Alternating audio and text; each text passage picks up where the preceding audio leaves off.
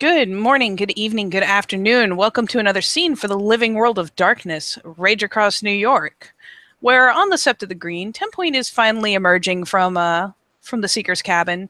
She's been out at least once to do her chores, though she slept in far, far later than normal, and has made a trip around again to raid the kitchen, to put together, well, not a picnic basket per se, but she definitely has hand-woven baskets and the like that she carries. So an unconventional picnic basket. The handle is actually one of her antlers that she has woven the reeds around.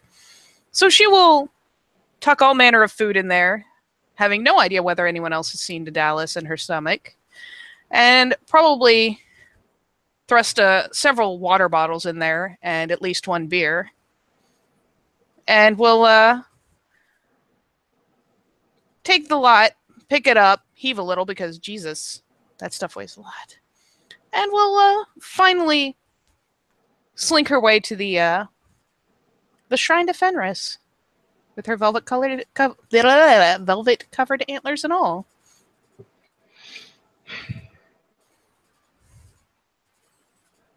What she comes up upon is the ginger-haired Fenrir standing at attention, arms behind her back, clasped together, and simply standing stock straight with her eyes sort of focused on nothing, just sort of listening to the sounds of the umbral landscape of the Sept of the Green, just taking in a breath and letting it out, taking it in and letting it out.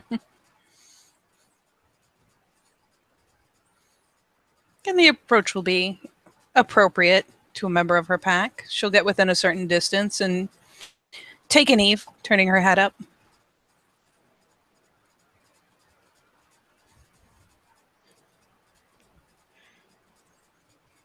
Dallas takes a moment, takes a breath, and then looks in Tenpoint's direction.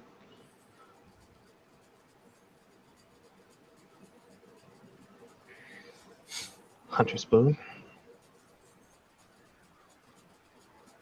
Good evening, Hunter's Mane.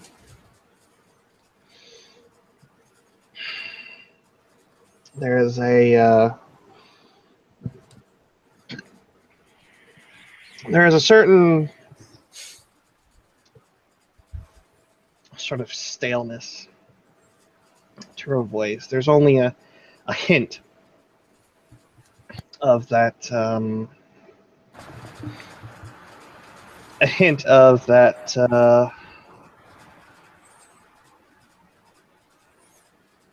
that steadfast nature she sometimes has, or the bravado. It's more of this uneasy vibration under her breath. Her eyes are turn a bit bloodshot. Her grown bags have formed under her eyes, and she looks,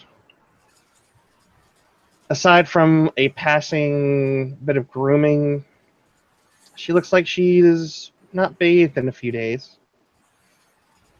And dirt and whatnot has found its way to her, and it looks like she has been indeed exercising to keep her mind focused. And exercising in the dirt tends to get one dirty. And so she takes sort of a half-staggered breath and then turns her eyes away from Tenpoint. And once the gaze has turned safely away, and what she takes as a kind of dismissive gesture, she'll go ahead and rouse herself up, bringing along the basket, and will come far closer, in fact, setting the basket directly beside one of her feet. I brought food and water, but you look like you could use coffee, Raya.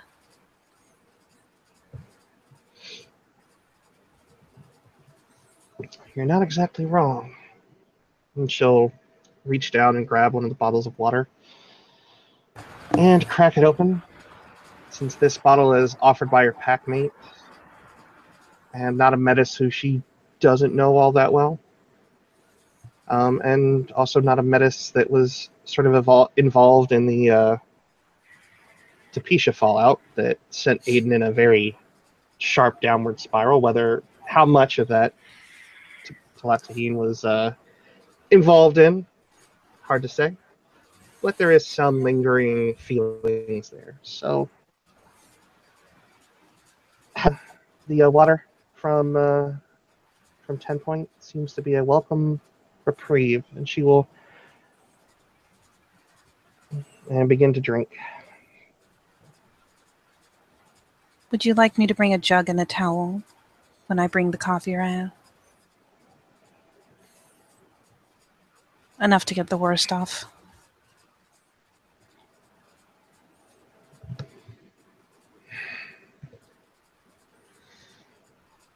Sure.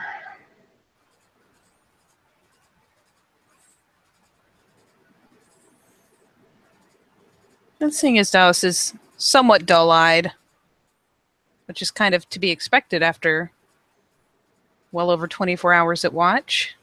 48. Oh, over 48 now? We're at 48.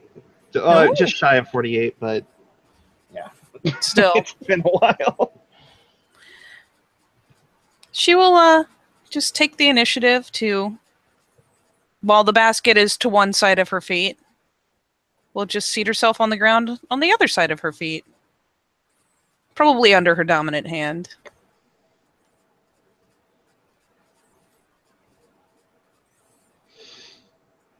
Grab a bucket, warm water, a towel, soap.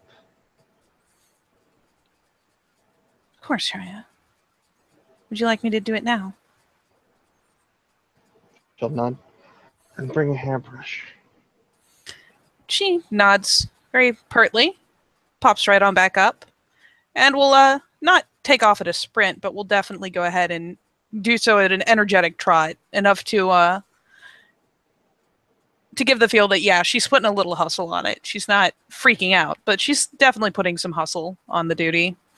So she will return to the cabin and get together a number of things, and sometime later we'll come back with a thoroughly cleaned mop bucket and 2-gallon jugs of water, some just liquid body wash, soap, a couple of towels, and a hairbrush. All of it most of it probably tucked into the bucket so that it can be readily carried. And so, yeah, within a reasonable amount of time, considering that she has to find a way to warm up the water without exploding the jugs and whatnot, probably ran it under a hot tap for a long while. Yeah, she will come back around and begin depositing these things carefully, easily within Dallas's reach, probably taking the towel, tucking it over a branch where it won't hit the ground and get dirty or get wet or what have you. And we'll just go ahead and take the initiative of starting and dumping the gallon of water in and offering that the body wash and probably laying, your generic kind of washcloth on the edge of the bucket. And if Dallas is having issues or a little slow still, which she probably is, she will hopefully take whatever clothing she means to take off and hold on to it. Dallas will hold out her hand for the actual towel. Yep. And she will strip down completely. Yep. 10 Point will take up the clothing and actually very probably take off at a quick clip for the lake with the dirty clothing, giving Dallas time to kind of bathe, have a little privacy, and giving her a chance to at least give the clothes a good rinse, probably a quick scrub, and wring them out and bring them back. By the time she comes back, Dallas is sort of sitting there, towel around her waist, and the bucket looks like it's got a bit of a foam on the top of it. Arms, body clean, and she seems to be sitting Indian style. And she's got the smaller towel sort of draped over her shoulders. Yep. But her hair is still very much not clean. And she seems to be waiting. Yep, she will, like I said, this is hardly a thorough washing, but it's enough to get, the top layer of detritus off and wash some of the stink out of it. Leave her feeling at least a bit cleaner. And with the clothes still damp, she'll toss them as well over branches. And then come around to help her with her poor hair. Probably producing the brush first. Dallas will just begin to pull clips and pins from the top of her head. Then, presuming she works from one side to the other, 10 Point will settle down and very carefully take to brushing her hair, making sure not to pull unduly on tangles and whatnot. She'll carefully pick them out. And we'll work on getting her hair at least in order before it's washed so that the knots don't just become tighter. Dallas will sit there and let 10 Point work. At this point, just a bit too tired to expend energy on washing her hair at this point. Yep. 10 Point will take the time, brush her hair out, make sure she's got it all in order. And then we'll actually reach out for the bucket, bringing it behind her.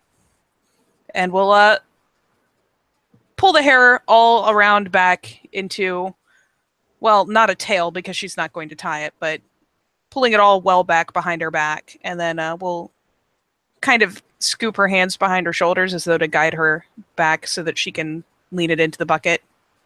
Mm-hmm. And presuming there's some trust there, yeah, she will just carefully lever her back, getting her hair into the bucket, and then with one hand bracing the back of her neck, we'll use the other to do her best to take up the sudsy water, even using her own hair to convey some of it up onto her scalp because, I mean, it's only so deep. She doesn't want to dunk her head in there. But we'll take the time to thoroughly suds the hair, sit her up again to work the soap through. And then once she is sure that it is well lathered, potentially even brushed out again to ensure it gets through all of it, we'll dump the bucket, give it a quick splash to get the last of the soap out, and place it back behind her. Lever her back only very slightly this time because she doesn't have to get her down into the bucket. And with her head leaned well back, we'll use the spare jug to just kind of pour out the warm water down the back of her head, down her hair, using the free hand to work it through, get the lather out. Probably her hair has the most amount of dirt. That water, by the time it's rinsed out, is thoroughly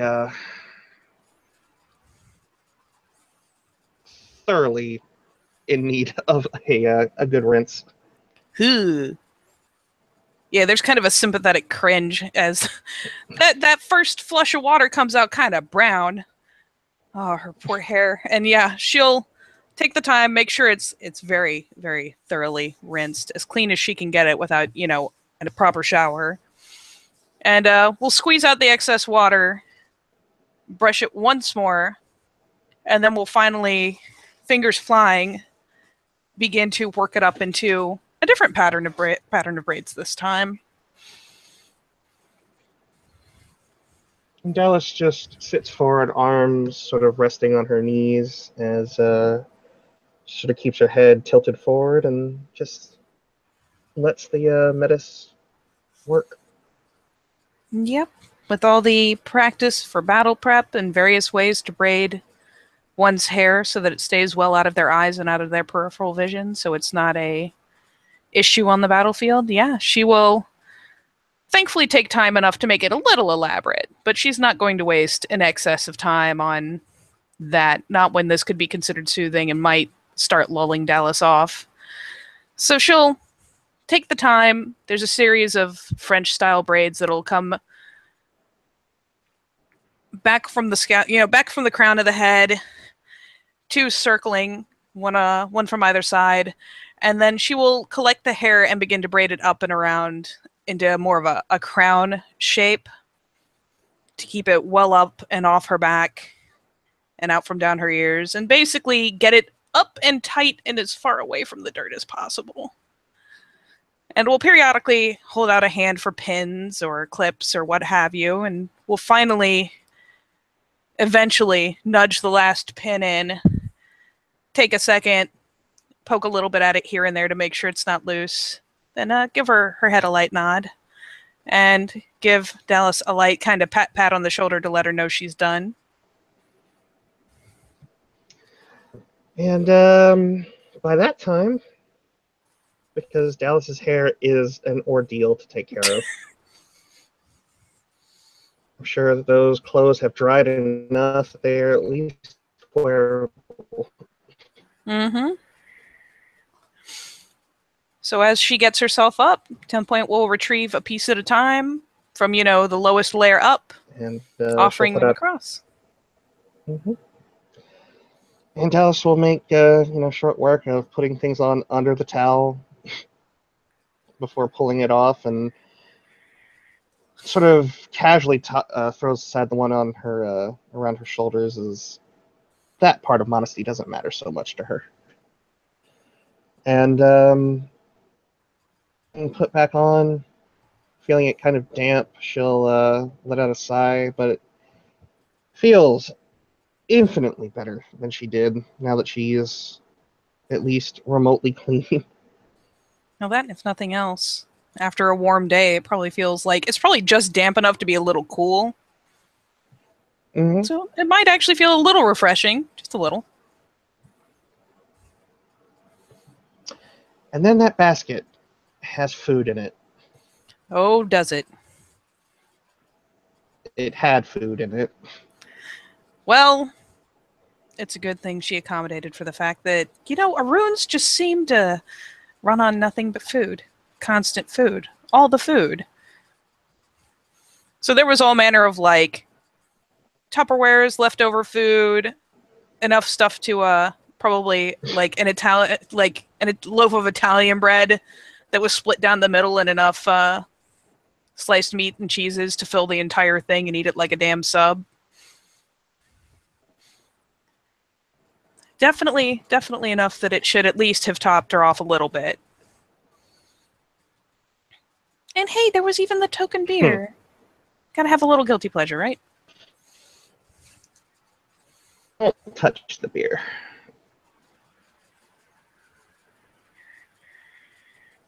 At all. Aw.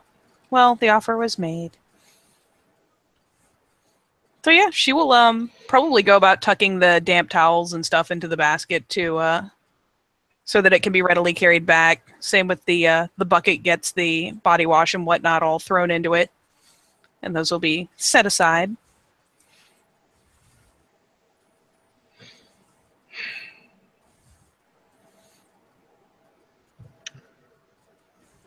Is there anything else I can do for you, Raya? How much did you know? Pardon? How much did you know about the Shillelagh's namesake? I have never met her, Raya.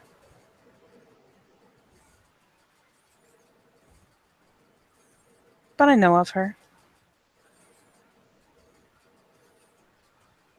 And I know how much she means.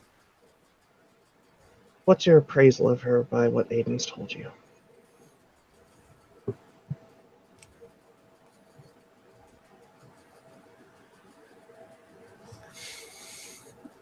I know that the only thing that makes her of any importance to me, Raya, is how deeply Tamer of Dragons cares for her.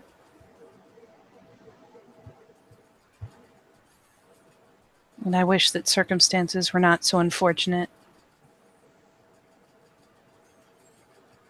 But he made his promise before he met her. As far as I know, anyways. Funny how equipped with the knowledge of her, that there was inaction on your part dealing with Karina.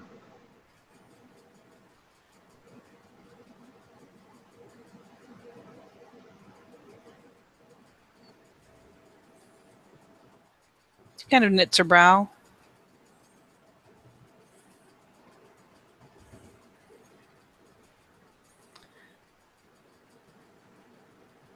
Raya, I did not intercede in the part of Darcy. I merely reminded Aiden of his promises, that they had to be kept. I know nothing of Karina except that she may be fair folk, which worries me deeply.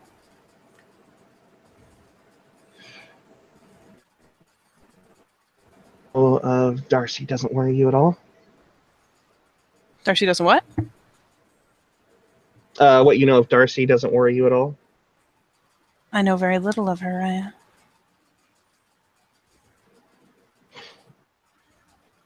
By yours or Aiden's design?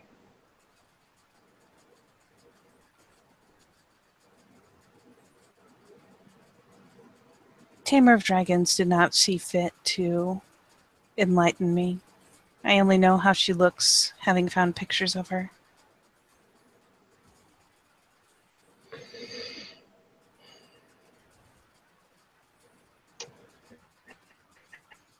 You wouldn't lie to me, would you, 10 Point?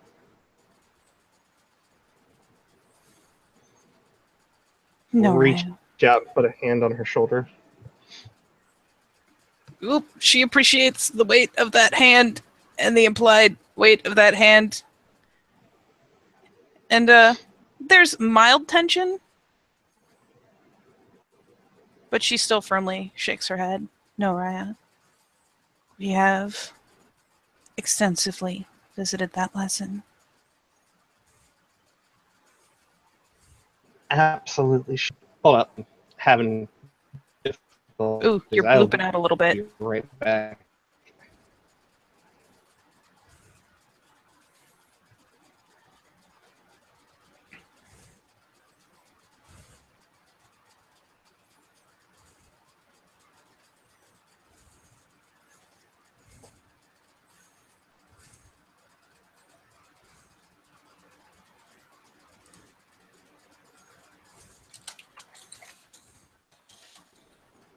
There we go. That's better. Yay! Oh yes, now I can hear whole sentences. It's magical. So yeah, last thing I got was she felt the gravity of that hand. Of that hand, and proceeds to very firmly shake her head as if to convey a certain sincerity. No, Raya. We have visited that lesson extensively. You know, I could understand if you did. I mean, you've known Aiden a great deal longer than you've known me.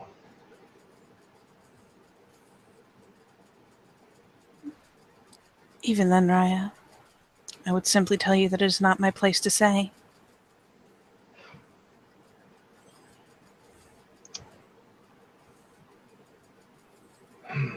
I see.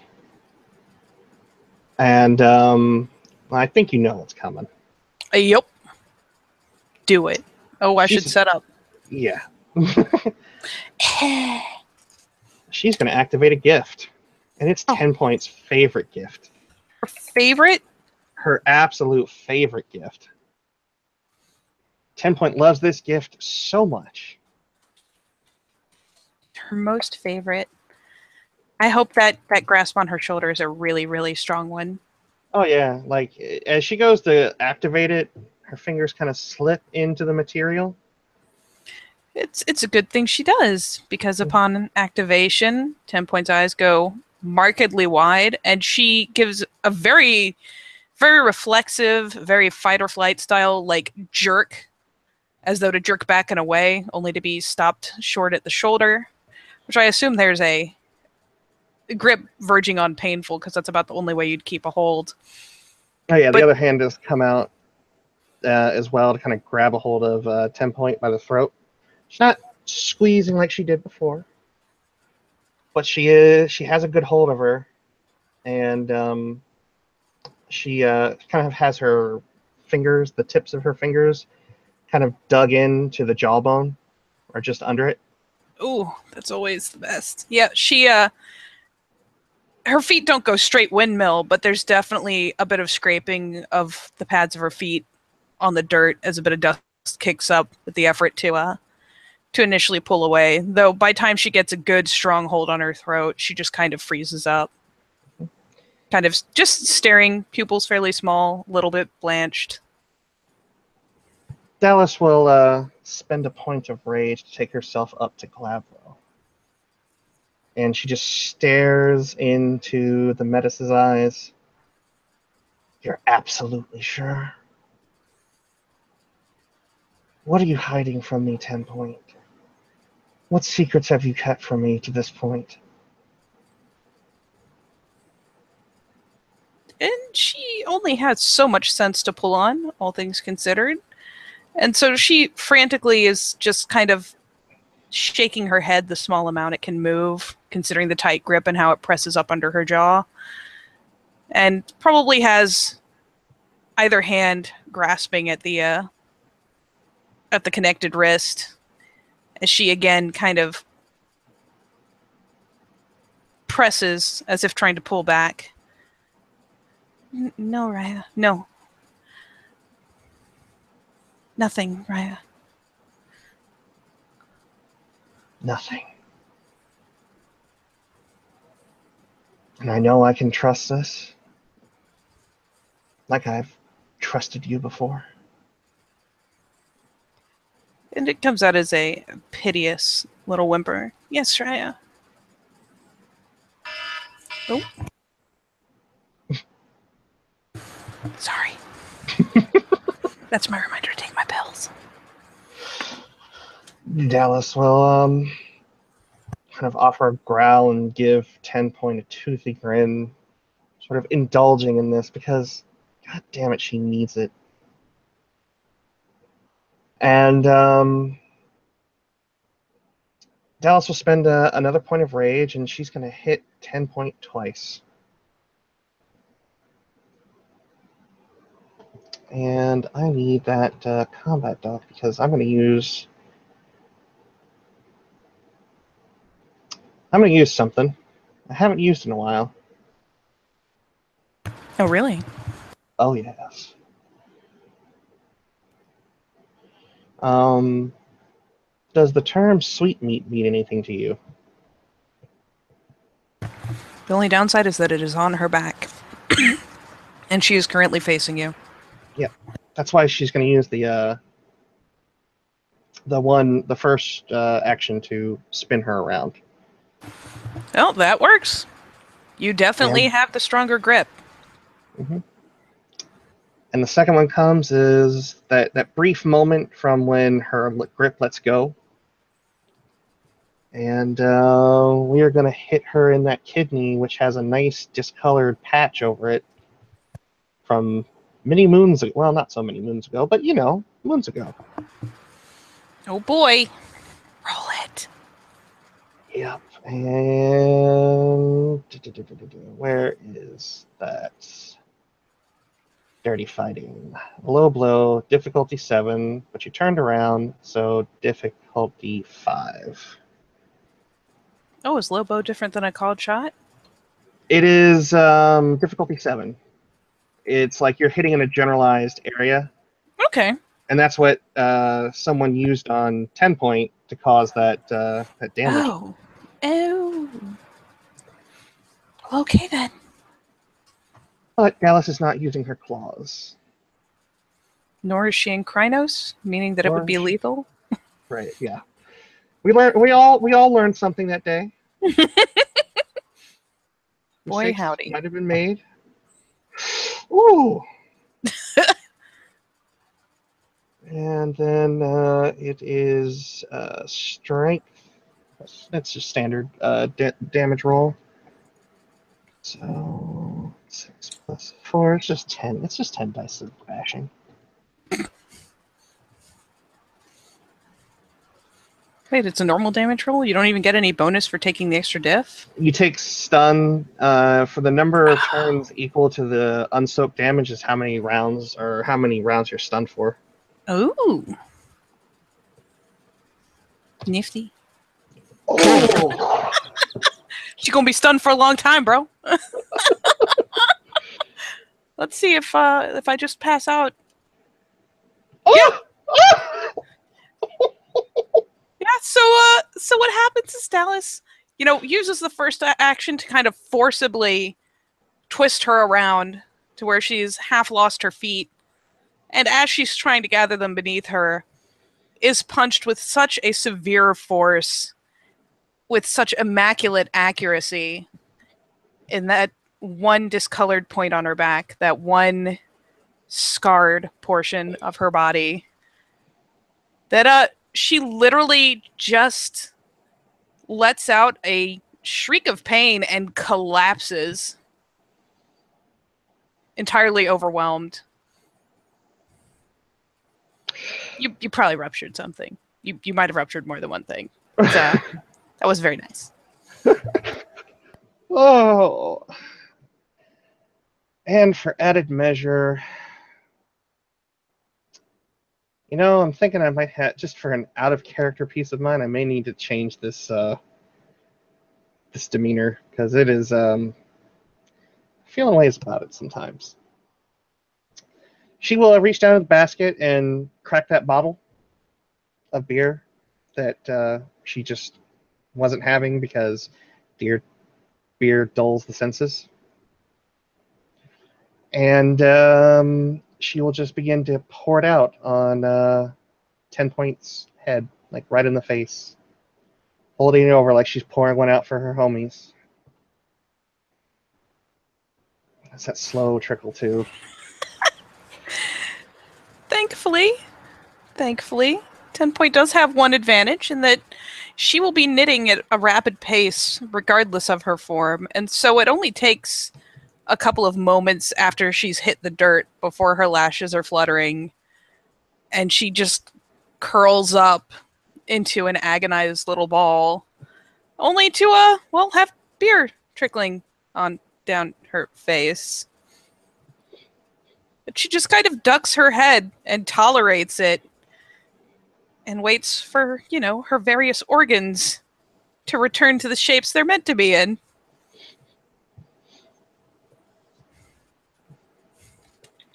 And then Dallas will simply take the bottle and put it back in the basket because we don't litter on this set. And once she's had long enough that the worst of the pain is dulled, she will begin slowly to press herself up one stage at a time. Just because, considering the mood, she might need to stop at a level before standing. So she kind of presses herself up and onto her knees and pauses there for a moment. And then, gets a foot under her into a kneel and again pauses there as if expecting to be stayed. And if no motion is made, we'll finally slowly lever herself upright again. Dallas will assist her by grabbing an antler. Oh boy. And once she is fully upright again, what a nice assist that was. Though comically with the velvet on them, she actually kind of gives a little wince at the tight grasp and wrench. Dallas is learning. And once she's upright again, simply says, thank you, Ryan. I'm sorry, I couldn't hear that. And she'll relax back down into Hamid. And as she's relaxing, 10 Point has started to kind of gather her hair to one side to wring out the beer. Though she will pause and duck her head. Thank you, Raya, for the reminder.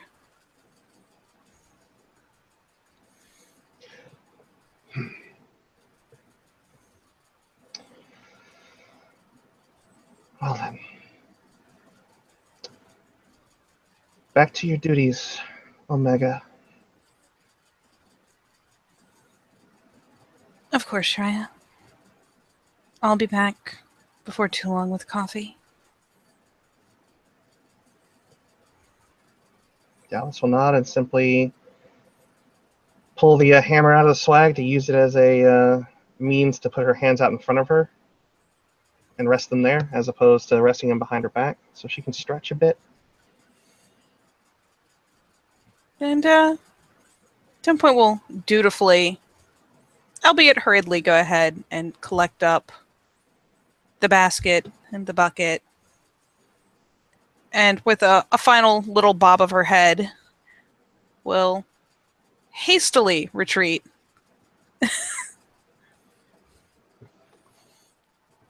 And with that, I'd say we can end our scene.